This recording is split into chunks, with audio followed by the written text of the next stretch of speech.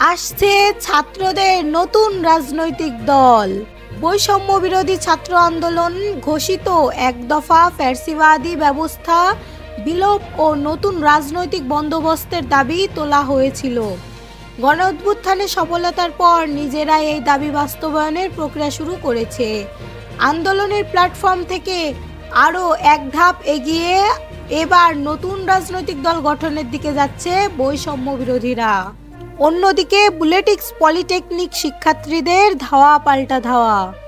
রাজধানীর তেজগাঁও শিল্পাঞ্চলে বাংলাদেশ টেক্সটাইল বিশ্ববিদ্যালয়, বুয়েট ও ঢাকা পলিটেকনিক্যাল ইনস্টিটিউটের শিক্ষার্থীদের মধ্যে ধাওয়া পাল্টা ধাওয়ার ঘটনা ঘটে।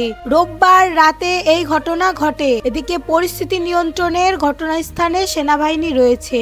জানা গেছে সন্ধ্যায় বুটেক্সের শহীদ আজিজ হলের ছাত্রদলের 4 কর্মীর প্রবেশকে কেন্দ্র করে পলিটেকনিক ইনস্টিটিউটের লতিফ হলের শিক্ষার্থীদের বাকবিতণ্ড বাধে। এরপর উভয় প্রতিষ্ঠানের শিক্ষার্থীদের মধ্যে ধাওয়া পাল্টা ধাওয়ার ঘটনা শুরু হয়। নতুন নির্বাচন কমিশনকে প্রত্যাখ্যান করলেন জাতীয় নাগরিক কমিটি। ক্ষমতাচ্যুত আওয়ামী লীগ সরকারের প্রণীত আইনের অধীনে গঠিত নতুন নির্বাচন কমিশনকে ইসি প্রত্যাখ্যান করেছেন জাতীয় নাগরিক কমিটি। সংগঠনটি বলেছে, রাজনৈতিক দলগুলোর চাপের কাছে নতি স্বীকার করে অন্তর্বর্তী সরকারের ইসি গঠন করতে বাধ্য হয়েছে। এটি গণ অভ্যুত্থানের চেতনার সঙ্গে বিশ্বাসঘাতকতার শামিল। তত্ত্বাবধায়ক সরকার ব্যবস্থা বহাল করার বিষয়ে সবাই একমত বললেন বদিউল আলম মজুমদার। নাগরিক সমাজ, বুদ্ধিজীবী ও শিক্ষক প্রতিনিধিদের সবাই তত্ত্বাবধায়ক সরকার ব্যবস্থা বহাল করার বিষয়ে একমত বলেছেন বলে জানিয়েছেন নির্বাচন ব্যবস্থা সংস্কার কমিশনারের প্রধান বদিউল আলম মজুমদার। রোববার সকালে রাজধানীর আগারগাঁওয়ে নির্বাচন ভবনে নির্বাচন ব্যবস্থা সংস্কার কমিশনের সঙ্গে নাগরিক সমাজ, বুদ্ধিজীবী ও শিক্ষক প্রতিনিধিরা সংলাপ করেন। সংলাপ শেষে সংস্কার কমিশনের প্রধান সাংবাদিকদের একথা জানান। জনগণের প্রত্যাশা পূরণে নতুন ইসি কাজ করবে আমির খসরু।